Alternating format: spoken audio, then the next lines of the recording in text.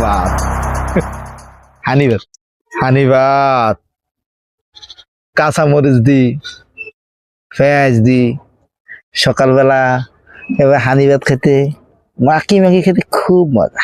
হানি ভাত, হানি ভাত ভাই রে ভাই, বিশ্বাস করবেন না, ফেসবুকে অনেক রকম কন্টেন্ট ক্রিয়েটর দেখছি, কিন্তু হানি ভাত ফেসবুক পেজের নাম কোনদিন শুনছেন নি আপনারা?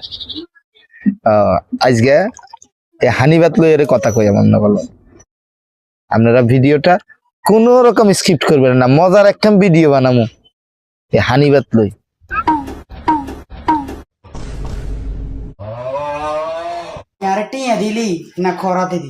অনেক বড় বড় ডিরেক্টর দেখেছি, ক্রিস্টোফার নোলান, জেমস ক্যামেরনকেও দেখেছি, আর কত বড় মাপের ডিরেক্টর।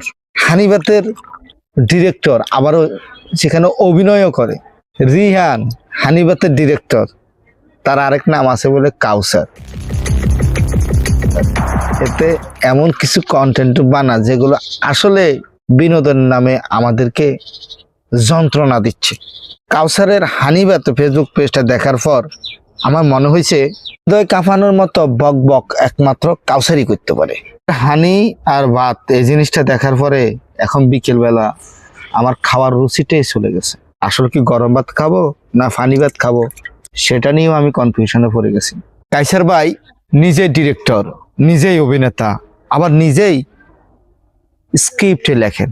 এর মানে কি তিনি নিজেই রাঁধেন, নিজেই বাড়েন, আবার নিজেই বক বক করে শুধু খান।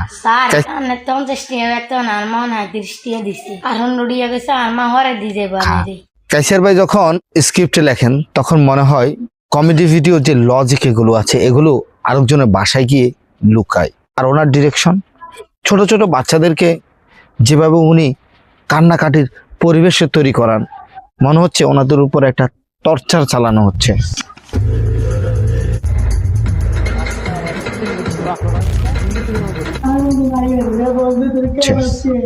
এভাবে যদি ডিরেকশন দেওয়া হয় তাহলে তো আমাদের সোশ্যাল মিডিয়া থেকে অভিনয়ের যে একটা রুলস রেগুলেশন রয়েছে সেটা সম্পূর্ণরূপে বিলীন হয়ে যাবে একদিন।